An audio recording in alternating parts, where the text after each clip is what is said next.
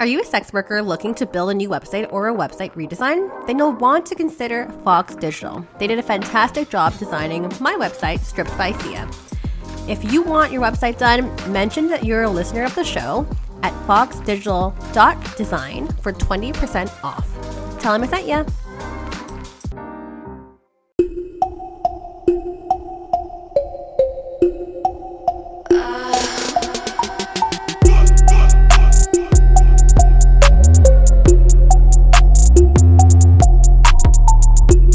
Welcome back to another episode of Stripped by Sia, your podcast for strippers, sex workers, and all the fancy naked people in between. My name is Steph Sia. I am the host of the show. I am a digital content creator. I am a cam model.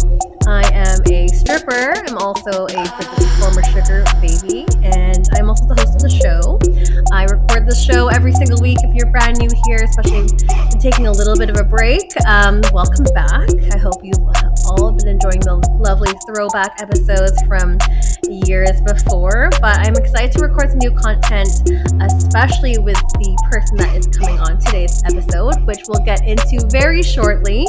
But for now, if you're just tuning in for the first time, this show is all about destigmatizing sex work, and I do that by bringing different guests on every single week to discuss their corner of the industry, because there are many different corners of the work and of the industry that we are in. So I think it's really important to destigmatize as much as I can and really share the real stories of sex workers in their own lived experiences, just because oftentimes the media and society will have their own assumptions about the work that it is we do. But I was like, okay, well, why not bring the people on and actually explain and tell us how it's actually like.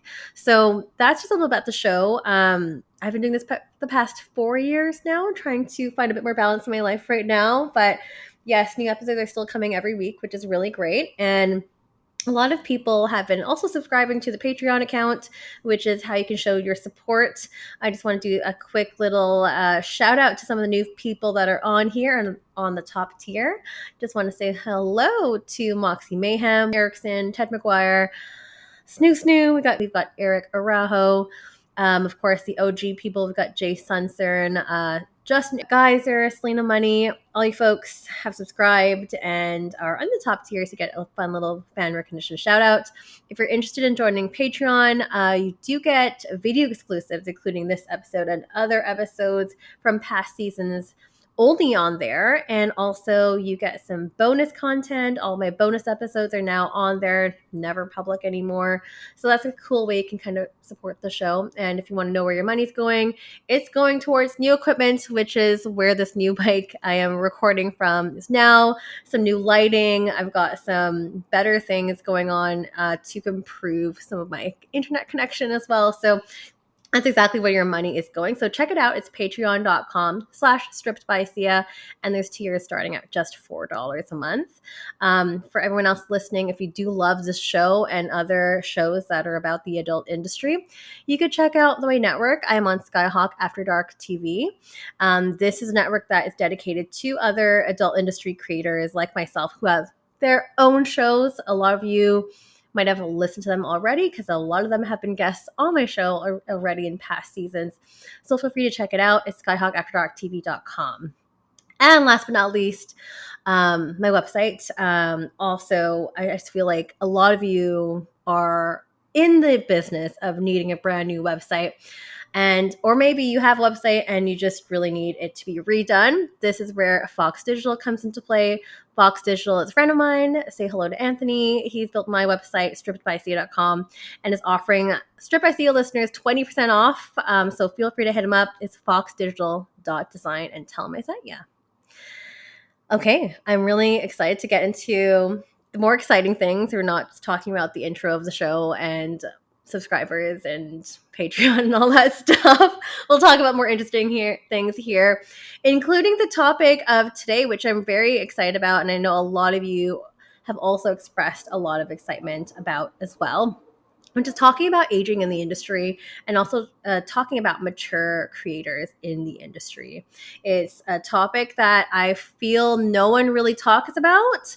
There isn't a lot of light that's shed on it. There's not a lot of research that's on it either. So let's just invite some people on to the show to actually speak about that. And who I have joining me today is Seska Lee. She is an adult content creator since 1998. She's been in the biz for about 25 years as a cam model, I think a burlesque performer. She's also a writer, a comprehensive sex educator, featured speaker at various universities, South by Southwest, seminars and conferences. And she is our lovely, esteemed guest today, and I'm so excited to have her on. Seska, are you there? I am. Hello. Hello. So excited to have you. I know the internet and the world and the audience is also very excited to have you on. I just kind of stalked you online a little bit. We've been following each other for a little bit as well. But that's just what I know of you. But I know that's probably maybe not how you might describe yourself. So I'd love to throw it back to you so you can have the opportunity to describe yourself in your own words and terms. I'm like the pretty simple sex worker term. I'm not, I'm used to writing out content creator now. But when I got my start, we called ourselves amateurs. Amateurs of the internet, girls of the internet, like ladies of the internet. That's what we called ourselves. It's so funny because I was reflecting on that in preparation. The terminology that we use for ourselves. But sex worker would be what I'd use now. I wouldn't have used it so much then because even though it was coined way back even before then, but I feel like it took me a while to embrace the term. Totally. And I feel like back in the day too, like sex worker had such a negative connotation and stigma that came with those terms. And now I just feel like in this day and generation, we've kind of like reclaimed that. And we're like, okay, now we're proudly sex workers. So it's a little bit of a different landscape now. And I'm sure we're going to be definitely talking about landscape and different times and all that stuff within our conversation today. But perhaps where do we want to start? Maybe we can start in the beginning in terms of like how you got started, how you found yourself here, etc. Set the stage. The internet is dial-up. You have to, say, please, no one can call me right now because I'm going online for an hour, and I will most likely be on a message board or some text-based website. Mm-hmm. If I want to look at a photo, it's going to have to download. So. But what was interesting then is there were these little pockets of the internet, and you could find them quite easily because it was quite small, the internet then.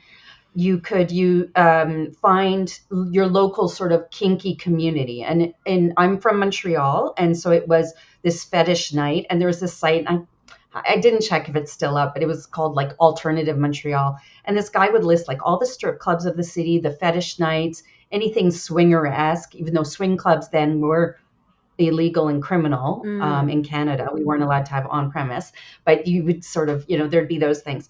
And so I was really into that. We also had our weekly paper, which was called the Montreal Mirror. And in the back, you had these like not online dating, like phone dating things where you'd leave messages for different people, and they'd have the little personals and they'd have the fetish night. So I was in my early 20s when my partner and I decided to open up our relationship. He was my second boyfriend. I was his first girlfriend, and we were in our early 20s, and we just sort of saw a difference between sex and love. We started going to these fetish nights. We dabbled a little bit with swing clubs, and then I discovered online porn and how there were women running their own sites. Well, one of them was Asia Carrera, who is a very famous porn star, and she's a like Mensa genius, and coded her own site. And that was kind of a big deal if you were someone who also built your own site. And I really liked her for that. And then I found other sites. And then I met Carol Cox, who is also in Montreal. And she was one of the first of like 5 people who had their own websites. There was actually like just a few people. And she was doing a bar meet. She had just had a baby, and she was like after maternity leave, she was going out for the first time. And she had this page that was like, let's come meet with me. You're nothing, no expectations. It's just to meet me. And I did, and I became friends with her, my then partner, who became my husband, now my ex-husband. But anyway, we'll get to that. And then yes, they had started a site by selling a video, a VHS, and that's how they started making a website. I came in just after that. This is like after Pamela and Tommy Lee, a little after Monica Lewinsky. There's this kind of like talk about sex, and I was like, oh my gosh, I want to try this. But it took a whole year for me to decide I want to do this too. I want to have a porn site. Because I was an educator, and my partner, he was like a stats guy doing data entry. We had very boring jobs, but I was going towards burnout because of working with families and kids, and the kids were fine. The parents were driving me crazy. Yes. So that's how I started. And it was very kind of girl next door. We had a digital camera that could only take 7 photos at a time. So my content, it's not good from the beginning, but it still exists. If you go to my website, you can go deep into the archives and find these really grainy, badly lit, badly conceived photo shoots. But it was people liked it for that because it wasn't like the mainstream. Yeah. And I didn't look like the mainstream, other than being young and white. That I did look like the mainstream, but the rest of me didn't, which was brunette, small boobs. I didn't fully shave, things like that. Like there was sort of a regular girl next door. Oh my gosh, I can't believe she's doing this component. Right. And such a different time when you mentioned like dial up and VHS, and I was like, and the newspaper. It's like, wow, total throwback, a very, very, very different time. So like at this point, you were like, okay, I want to do this and I want to have a website and stuff. Is that kind of like when you decided like, okay, like I'm going to, do some research, try to see if I can have this website built for me and kind of create and sell videos that way, or how? I built it myself. You built it yourself? I built it myself with Dreamweaver and Fire. Wow, that's or something, and it was ugly. And you can still go to the Wayback Machine and find it. And oh my gosh. But I built it myself. And then that was a discussion with my partner. He was like, "No, you have to do it. This is about you." Like he was the photographer, and he definitely understood. He was a tech guy, so he understood the stuff. But he goes, "No, I think you need to build it." And I was like, I don't know. So, but I did, and I started liking it quite a bit. And I understand basic HTML. Once websites required more, then things changed, but everything was changing by then with the internet and porn and everything. So, but yeah, it's not a pretty site. It's GeoCities. Go look at any old GeoCities website. Gosh. And like the little icon, you have a little icon, that would like a GIF that would be just saying like coming soon, and it's a little troll holding it. And I didn't have that, but close. Yeah, it probably had like a marquee text that was scrolling across the website and stuff like that. Yes. Oh my gosh, that was such a long time ago. Very different. So, I mean, at this point, because the internet was pretty new at this point, it's almost like navigating blindly, like not really knowing. Yeah, you're nodding and you're like, yes. for both of the things. I was naive. I mean, I went in with my eyes open in that I knew that people would find out what I did. I knew it was going to happen. But I couldn't predict how I would feel and how people would treat me. And within 3 months, I was discovered by someone who went to my high school at the time, like whatever, 10 years before. And then it just went around my small town, like just wildfire. I was the super nerd in school. I wasn't even nerdy. I was just like, that one, the one who talked too much at most, answered all the questions, took school very seriously. But I wasn't like the smartest. I was just like, I feel very average, very awkward. So I wasn't the one you thought would do this. And so that was part of the gossip. I'm sure. Yes. Early doxing days. And then it just died down, another story, something else happens, and then we move on. But it was it was definitely uncomfortable, and having to have certain conversations and things like that. I'd imagine so. But it feels so long ago now. Yeah, at this point, right? For sure. I mean, I'm so out now. I'm so out. Yeah. So. Which is awesome. And I also know when not to be out, where it's not necessary. Like I don't have to tell everybody what I do. Yeah. because at one point I thought I had to as a badge of honor, for my sisters and my brothers in the business. I'm out, I should be very out, but then now I'm a little bit, I can have some privacy. It's okay. Yeah. And I wonder if that also comes with age though, too. Like if that was like a thing that was, like more so when you're younger, like, okay, I'm really proud of this. And now it's like, okay, you can kind of pick and choose which scenarios where this needs to be Yes, and said. I'm a better judge of what's safe and what's not. Who matters, who doesn't. Like some people, it's just none of their business. That it changes nothing for them not to know. Absolutely. Yeah. I mean, like going back to like your website too, was it difficult at that point to find fans and people to visit? No. That That was the easy part. Oh, wow. Because so we would notice, an example would be every Christmas we would have a boost in sales because someone got a computer for Christmas. That's what it was like in like 98, 99, 2000, 2001. Like that 4-year chunk was people were just coming online for the first time. And of course, what are they going to look up? And search engines were very friendly to us at that time. Yeah. So you could put in so much, like very little information, and it would all come up. And you wouldn't be getting too much malware or spam or any, it wasn't that hostile. And so you would find what you wanted. And we exchange traffic very organically. If you had a website and I had a website, I would go, I'll put your picture up. You send me 100 hits today. And then based on what you send me, I'll place you differently on my page. We were like, it was so like simple to get traffic, exchange traffic. There were a few people who weren't porn stars who had these little pic post sites. And you would it was pretty, you still had to work your traffic, but it was, I feel it was quite simple because you were just in your own little bubble. There was no Facebook. So you didn't have to worry about being deplatformed or anything like that. None of that existed back then. Yeah. And you could really work your search engine, your description on your tag on your website and what else is going on your website to try and get the right people to come to you, the ones who like your type, basically. And you'd want to exchange traffic with someone who was not too different from you, but different enough, so that you would have some overlap. Right. Yeah. Right. So I was in the swinger world, so there was other swingers who were doing the same thing as me. And in fact, Montreal kind of blew up as a little hub for a while that way. Wow. Also Kansas City. Not sure about that. There was a lot of, and Florida, always some sort of nudity going on in Florida. Of course. Yeah. Nothing changed there. I wonder too, because at that time, yes, you were saying, okay, yes, there was a blow up in terms of people, getting these devices, computers, these systems and stuff too. I wonder, did it ever come to a point where you were starting to see numbers decline or kind of shifting? Yes. Yeah, tell us about that. So there was a little, obviously a slowdown in all of commerce and culture and everything after 9/11.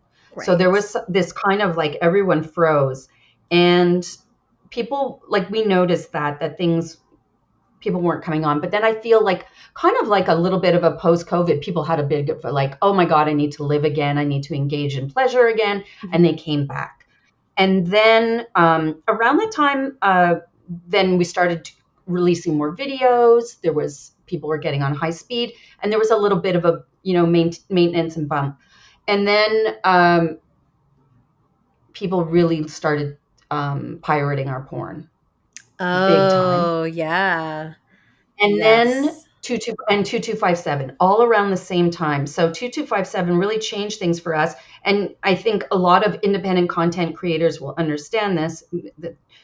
The fact that you'd have to put the paperwork was done, but not necessarily to the standards that became, like stored in a box in an office that was available 24/7. And you have to put your address on your website. And we were all independent creators. We were producing our own stuff. So it would have been, and working from home.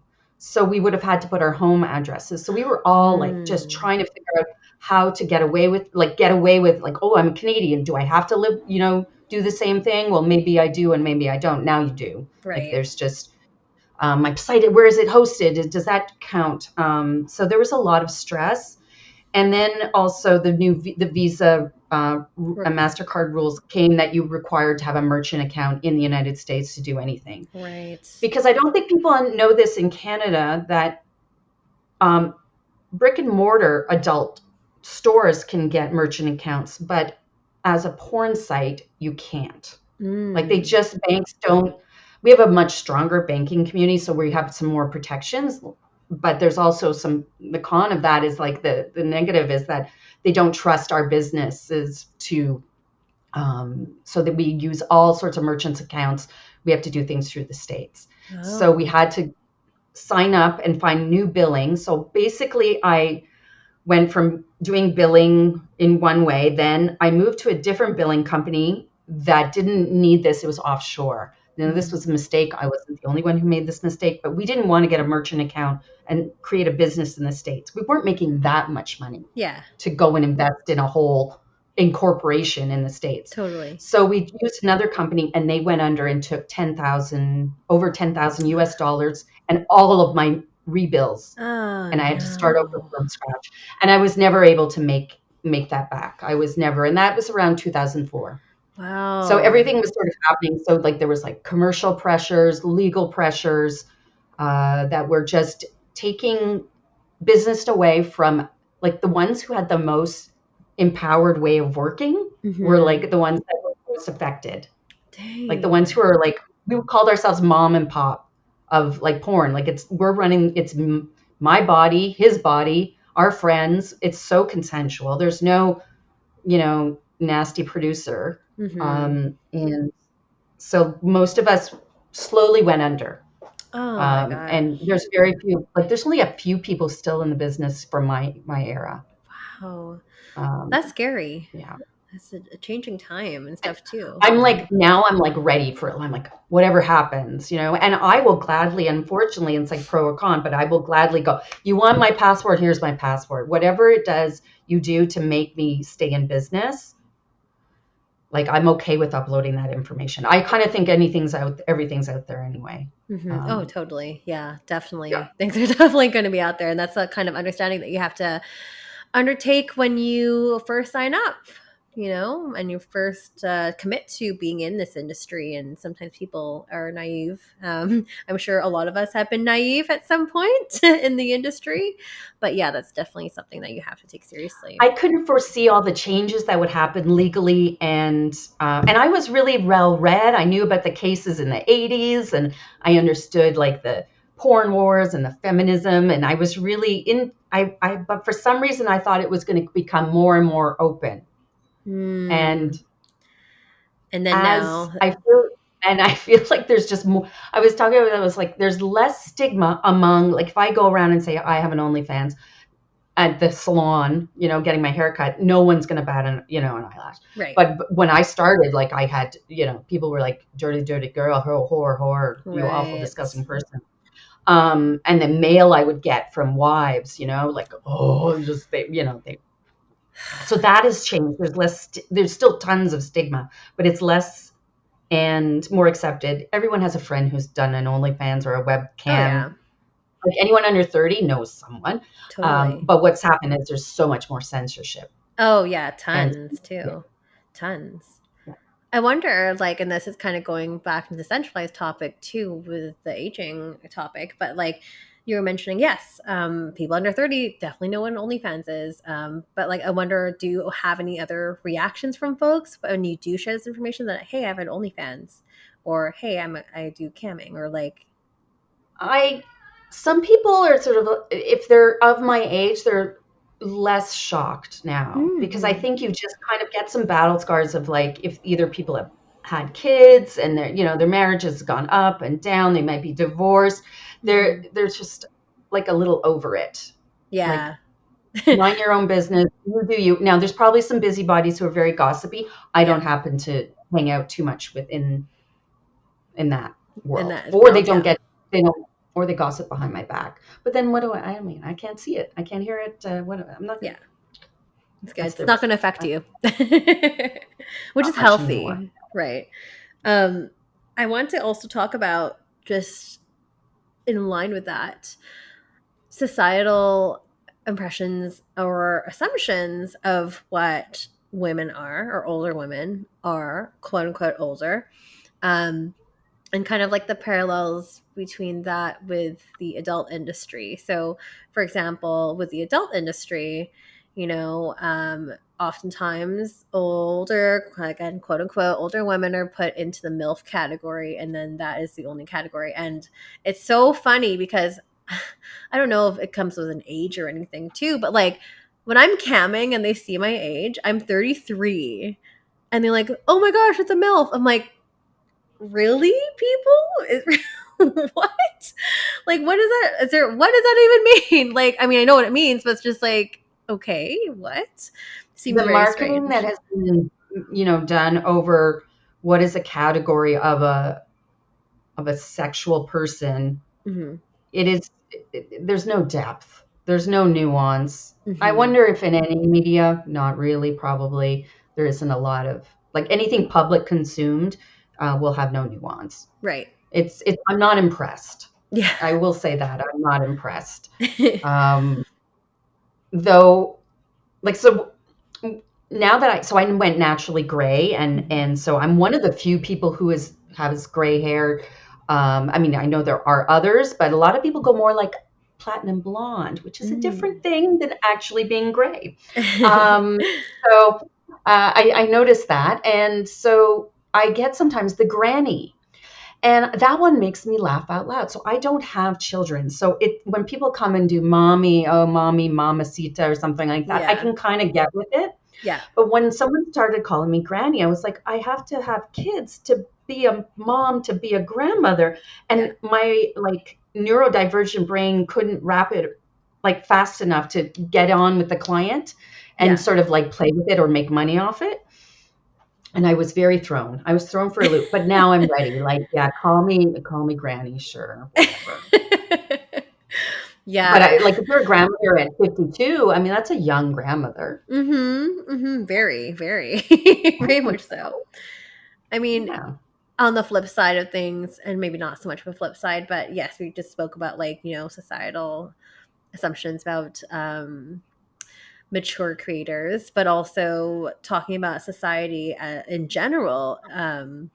That is very different as well. So, talking about the invisible woman syndrome, I know one of the Twitter followers had mentioned this and want you to speak on this, but from what I understand of the invisible woman syndrome, it's just really sad. So unfortunately, some folks or some people might feel that a woman's purpose is to reproduce, have children, get married, do a lot of these patriarchal things and roles that are traditionally assigned to a woman, and after that is all said and done, then they're kind of left, okay, well, now what am I? Purposeless, and am not being seen, or no longer being seen anymore. And I'd love to hear your thoughts on that. It's interesting because I experienced it, but I also chose a very different path at 27, starting the porn site, not having children as a choice, and having this like libertine sexual life that first was always on camera. Then I got a little frustrated with that. I was like, I think I need to have sex off camera. So I took a lover. I sort of like, let's start doing things because I was feeling really constrained by that. But part of me was always like, I should never waste my sexuality on it Mm-hmm. unless I need it for work. That's a very common one. We can probably all have an understanding of if we've worked in the industry even a little bit. So I always felt like an outsider and doing my own thing, living a different life. And there is something to be said of kind of like being ignored will sort of feel good after too much attention. Mm-hmm. That happens if you're like, my peak was like at 32, and then it slowly went down. And then I was kind of like, oh, you know what? Now I can change my hair. I can do something different with myself. I don't have to be whatever they told me I should stay and be. And so well, there's a couple of reasons I quit. That we shut down this. I left my head for, well, there's so much to this story. Around 2008, it's really interesting. And there's stuff that I talk about, but I don't document too much. But I went from in 2008, I stopped making money from the porn site. It was really going down. And I went and I started escorting. Mm-hmm. And escorting was really interesting experience because now I was providing a service. I wasn't just documenting my life, but it was more secretive. And it was a little bit invisible because escorting is definitely a young woman's like game. Mm-hmm. But as an older woman, I found my little niche. I found a little niche there. And I kind of liked going under the radar for that part of my life because also my life was totally flipped upside down because of my divorce. I divorced. I started escorting in 2008. I divorced or leave my husband in 2010, not because of the sex work, but the sex work gave me freedom to leave him. Like I was making my own money escorting, and because we were doing really well when we were doing well, and when the business started not doing well, we did not get along. It was very, very bad. We were not kind to each other. So yeah, my 40s were this kind of behind the scenes kind of. I was producing burlesque. I was escorting. I was drinking a lot. I was living a very still. I don't know if I was holding on to my youth, but I was trying to just have this wild life. And of course, it caught up with me because my body could not handle that much booze. So I got sober in 2012. And then everything started changing again. So I think my experience is slightly different, that I was still able to find a spotlight as an older woman. I also do know that I look younger than my years. So when I was 30, I looked 20. When I was 40, I looked 30. Now with the gray hair, I look more my age. But if I was dying, I could probably pass for 42, 43, 44, something totally. like about 10 years younger. Yeah. So it's just what is happening. But I will say, from looking at my married female friends who've had children and given a whole decade, if not maybe close to even two, to raising children, managing a house, all doing the things. Even if you say you have an equal partner, we know the stats say that the emotional labor and all the labor, women are doing it. So then when the kids leave the nest, they are like, what? Now it's my time and no one is interested in me at all. At all, not just sexually, but they just, think you should be sitting in a rocking chair when you have so much more to do. And I feel like I did go through that in a way, but as a midlife crisis, I want to live my own life for me and not not in partnership, because I did partnership. And now I wanted me time. And I think a lot of women in their 40s will go through a version of that well into the 50s. Wow. Yeah. It's all with perimenopause. Oh, it's yes. Reverse puberty. It's reverse puberty. You're coming into your own in a way. Yeah. And that usually, you would say that's probably usually within their 40s to maybe 50s during that time? That's what I've noticed. Yeah. On mine, I could see now, I look back, I was near the end of my 30s, I was starting to feel constrained. It can't be this. This can't be all. This is not enough for me, what I have. Wow. Very, very different. I'd rather start from zero and figure it out. Yeah. I didn't even hear about perimenopause before. I always hear about postmenopause and menopause. It's now very talked about. It's getting more and more talked about. It's a huge passion project of mine. Oh, very cool. That's my side gig. It's like blogging about aging. Yeah, for sure. And of course, that's why I picked you to come on the show specifically, so we can talk about this too. And then of course, and how it all relates to your sex work as well, because it does sound like you almost have different phases in your life, or different chapters, if you want to describe it that way too. And I mean, at this time, because from what I'm hearing, so you started off around 27 with your own porn site. Then if anyone does astrology, Saturn return. My Saturn return. Yes. I love that. So I guess, yes, porn site was one phase. And then you had your escorting time. I would say they were messy escorting years. Luckily, did pretty well. But that is a hustle. That is a hustle. That is different. And it was interesting because I never wanted to escort as Seska, so I used a different name. So, and I had a couple of clients who knew me as Seska, but because they were going to want the Seska experience, what they saw in porn, and I'm very different. I was very different as an escort. I was actually quite vanilla and sensual, really sensual. And I actually, one of my favorite things was actually specializing in seeing couples. I really liked doing that. And Fun. that was, but you learn a lot about marriages and stuff in a whole other way. But I'm really glad I did that part of it. But it wasn't, you weren't going to get the Seska experience, because I tried to explain it. When I was making porn, my husband was behind the camera. Mm-hmm. I was so sick. He had my back. He knew all my angles. We were Mm-hmm. discussed. And also, like, especially if we shot with men, they didn't realize, the men, till they like were there. You got to come, and you got to come when he says we have enough pictures, not when you feel you want to come. Yeah. It's like, we got enough pictures. Time to come. Yeah, we're good. And so escorting has to be a lot more like, you're two people coming with energies, and yes, there's a goal and stuff, and the goal is rarely my goal, other than I'd like to get paid, and I like you to be as boring as possible, really. I just, Yeah. you don't say anything too offensive to me, because boy, do they love saying some offensive things. I'm sure. I would get the ones, because even though they chose me as an older woman, they go, what's really beautiful? Young women. I'm like, yes, thank you. Thank you. They trusted me to tell me that. Oh gosh. Oh my God. So Back in my sugar baby days. Yeah.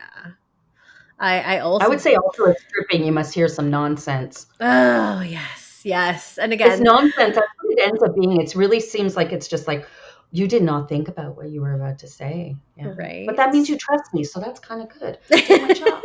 Doing a job. We have a good relationship here. Perfect. Yeah.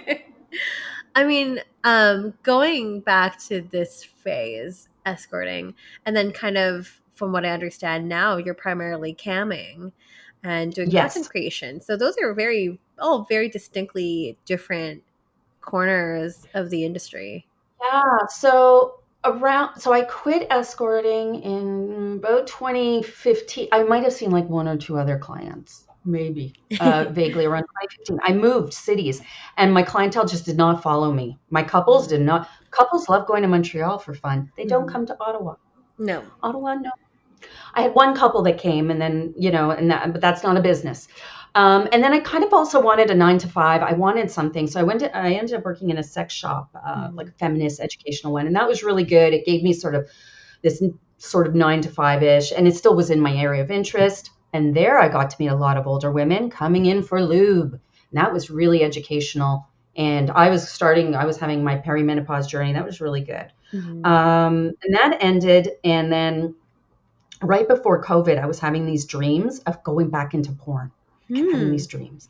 And like my psyche for a whole year was having these, because I thought, oh my God, like it'd be so interesting to see, like just to do it once, make something with my 40-something-year-old body at the time. I was like, what is that? What would that be like? And I also felt ready to do it on my own, because I briefly tried after my divorce with a friend to take the pictures. And I was like, I don't like this. It's not working. He was nice. He was with good vibes. And it was different. I didn't want to work with my husband anymore, but I so used to him.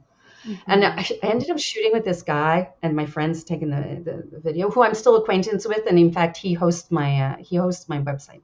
Oh, there you go. And this young guy is whatever. He's doing whatever porn, producer thing. And I'm doing whatever I'm doing. He goes, you're really good at this. I'm like, of course I'm good at this. I've been doing this for 10 years. I know where the camera is. I know how to make you feel good and make the camera know what it is. So that was fun. But that was like kind of my last weekend of shooting it. I was like, this is not for me. I had gained weight. It didn't feel right. With all the drinking and everything. And I wasn't feeling myself. But anyways, speed up to 2019. I'm having these dreams. I'm like, I'm going to do it. And then I meet a gal who tells me about OnlyFans. I'm like, okay, maybe I could do it. And I was like, I should try and make money with my old stuff. I might be able to sell my old stuff. Turns out I can't really sell my old stuff, because you have to upload all the IDs. Yes, you do.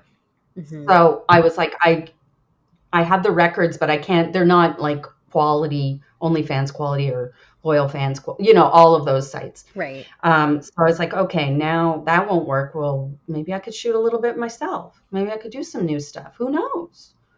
And I did a lot of before and after, content. And then about COVID happens. Everybody's on OnlyFans. Yep. I hit or miss. My OnlyFans first year was a big mess. I'm trying this, I'm trying that. But I learned a lot. I learned a lot about the new order of things. And I was like, oh my God, it's kind of like it was when I started. It's not all the tube sites that have the power. It's the creators have the power. And people are wanting a more intimate relationship with the model, the performer. Yes. They're not just happy to sit back and watch any old thing. They're like these are, I was like, this is like kind of like what it was, but with really easy to use platforms. I don't have to code it. I barely have to like edit anything. And people actually like that raw stuff. Because at one point around 2004, everyone tried to get like pro. And that was really rough. Like a lot of people are doing a lot of role plays, but trying to pretend it was real. And it was like, it was just nonsense. I liked, like, here's me having sex, having a good time. Maybe I'm dressed up, maybe I'm not, but it's me. Yeah. So it was really, it was reassuring. It was interesting. I'm always open to learning from people with, less years, but have experience. I love learning from younger folks. So people who are just, so I went and I paid for mentorship. I was just like, yeah, let me learn from you. Let me learn from you. I definitely want to pay as a sex worker. I like getting paid. So I paid for my sex worker advice. Hells I yes. also love, I love moving hoe dollars around. Like when I was escorting, I was a really good stripper customer. I'd be like, bam, bam. Hells yeah. Love bringing an escort customer, also a client, to a strip club and saying, get me dances. I love it. It's one of my favorite things. That's so anyways, awesome. I like moving that money around. And yeah, so that it took me the last 3 years have been rough. I've also dealt with a ton of health stuff. So it's been start and stop, but I found camming to be amazing for me. Yeah. So my escorting work came in handy there because, one, I've learned a lot about men in ways that you don't quite know when you're just putting up your sex life as I did before. And people go, that's hot. Now I'm like, I knew like, oh, I like, I understand submissiveness better. I understand sissies better. I know and I actually completely fine looking at penises. Like I've seen so many in my real life. So when they show me theirs, there's no shock. Yeah, there's no surprise. I'm supposed to act shocked. I'm like, that one's a hard one. I can't do that one too much. They're like, is this the biggest you've ever seen? I'm like, not even today. Very true.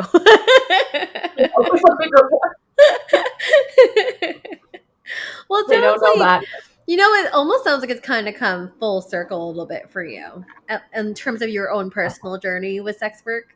Because you said like there are some parallels in terms of like in some aspects, the simplicity of it all, or how things have really improved over time, and which takes you back to like when you first started, which is really, really interesting. But it's the power of personality. The personality was a big part of having been like the amateur. Like it was Seska's XXX amateur XXX page. I didn't even have a site. It was called a page. And it was like that you were just like happy to see this girl next door. Or there was another person, Jen and Dave were one of the very first ones, and they did just a topless picture. And she did it for 10 years. And, there was just all these topless pictures of her body from like 19 to 29. And then I think she had kids and things changed and life changed. But it was like just this average Jen and Dave doing this. It was pretty charming, in fact. And I think there's a bit of charm that's come back a little bit. Obviously, there's still like tons of XXX and all sorts of people doing all sorts of stun fucking, as I call it, and other things. But there's also a lot of, just like people like you for the energy you bring and your uniqueness. Yeah, I mean, yes, people love the porn that we make, but also, and I've said this before in other episodes too, but they really are subscribing to you as a person, or your brand, your persona, etc. So, which I think is really great. I wonder when we're talking about, your camming and like your body's changing, and you had some health issues and stuff too.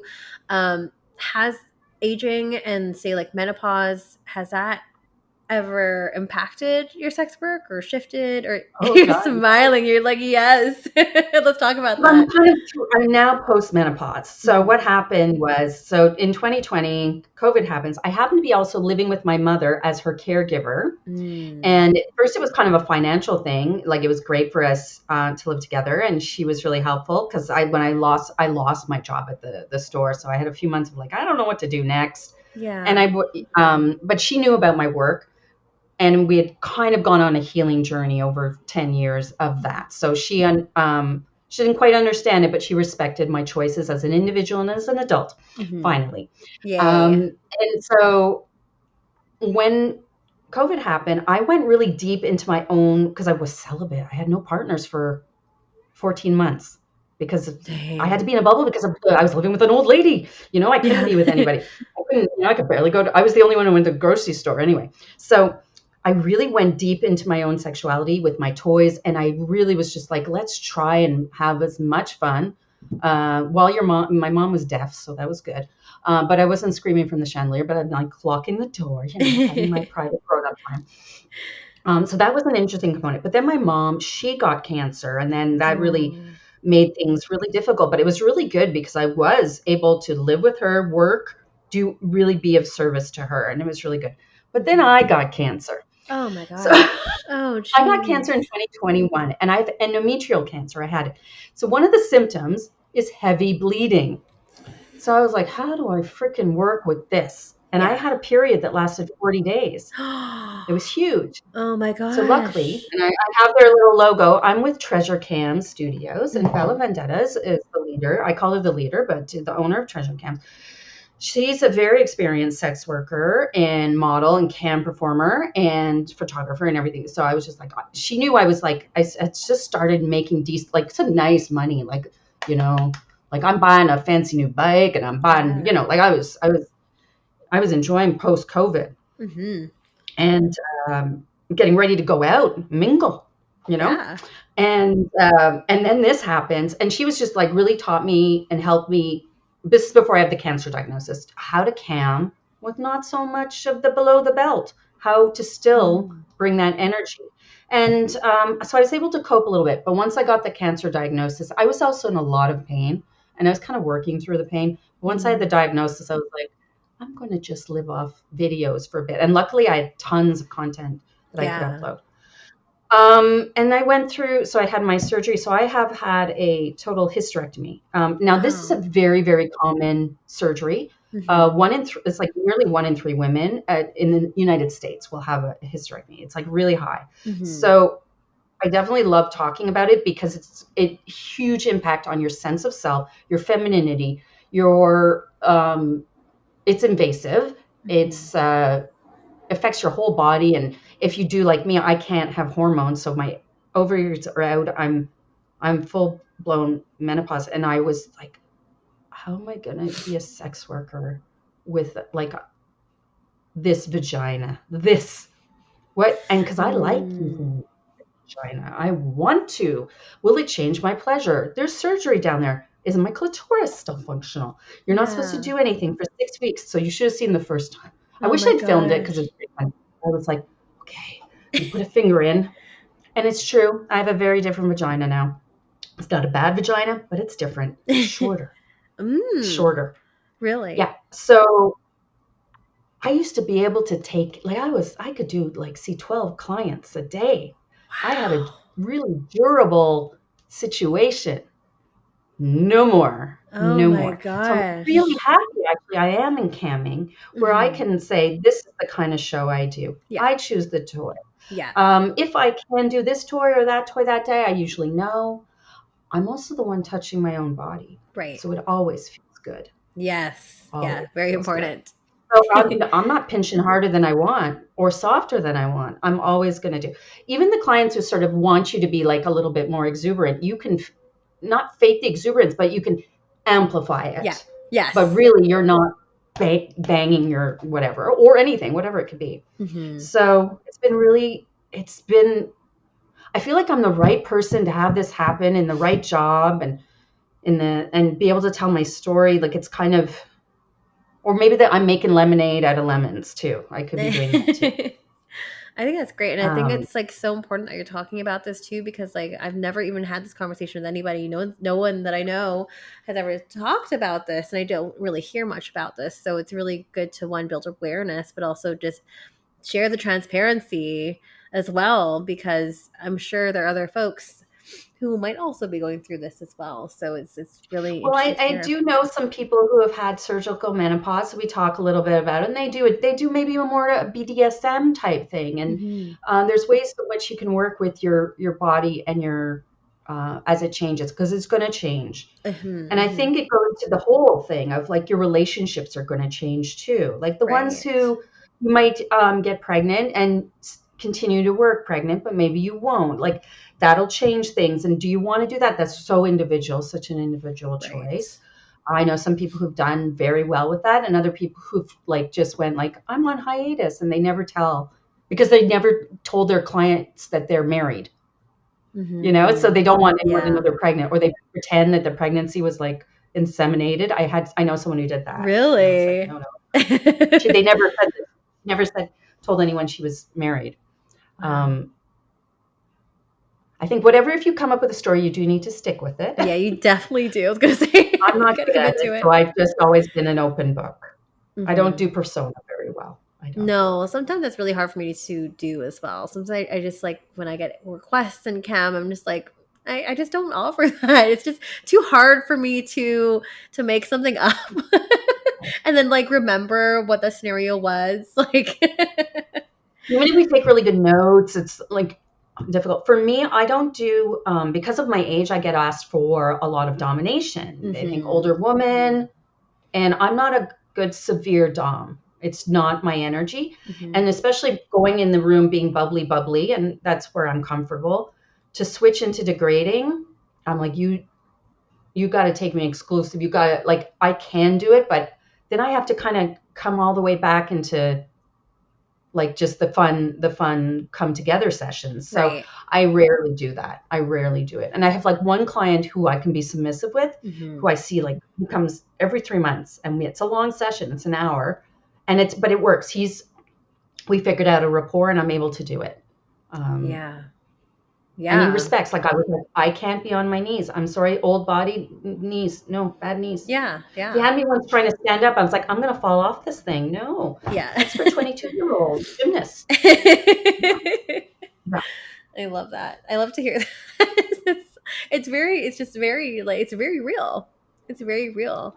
And these are like But physical and we're not machines. We're not machines. We mhm. have to we have to respect the body, the menstrual cycle. Like if I had known about my menstrual cycle better, I don't think I knew the stuff that's out there right now. Like I feel like it's really good information.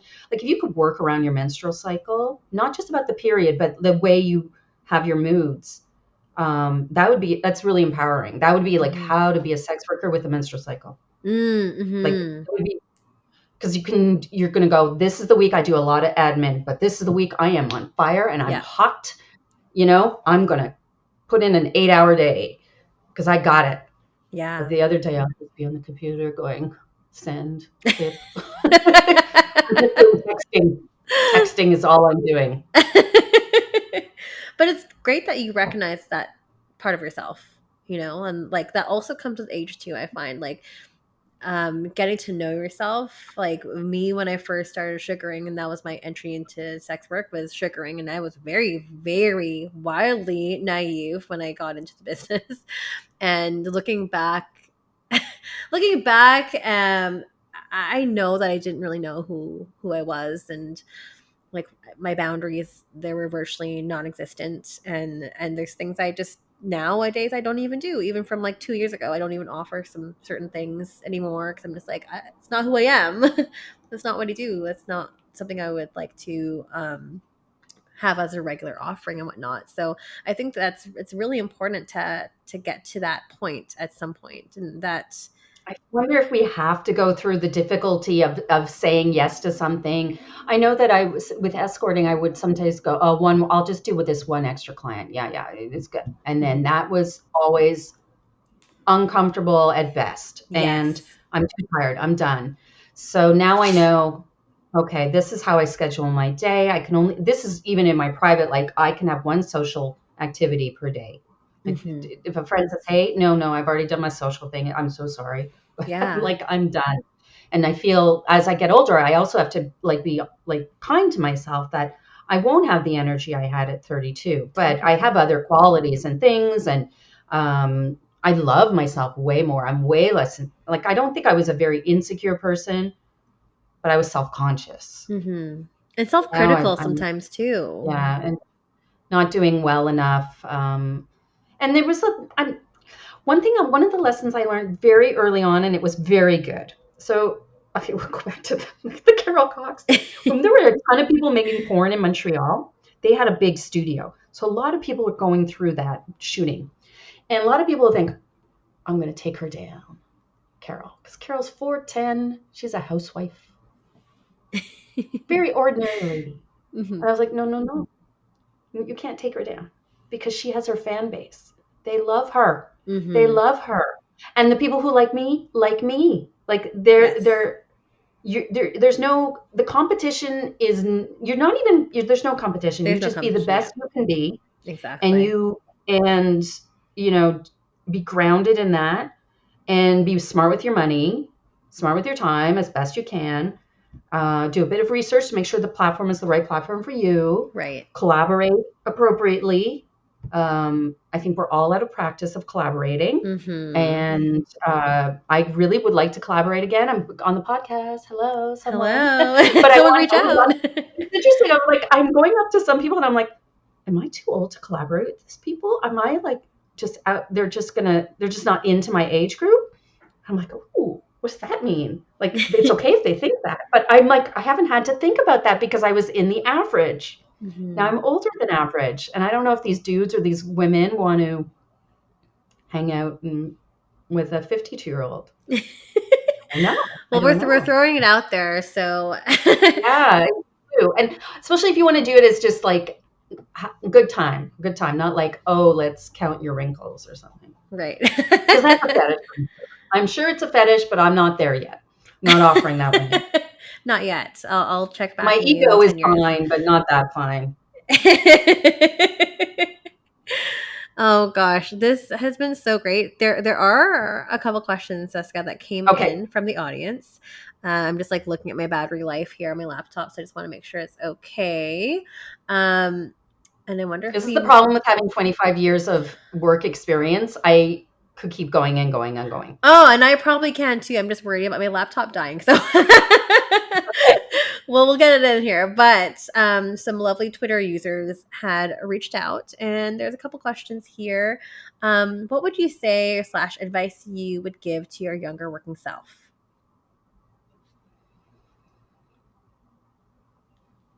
Okay, so the stuff that worked.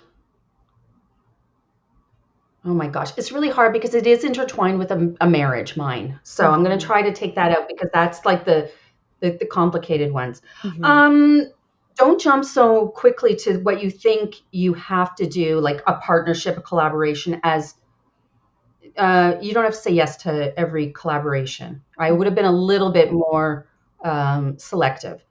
Not go go more quantity, less quality. It really didn't change probably the bottom line whether I did a shoot with every single couple that was at the big conference, for example.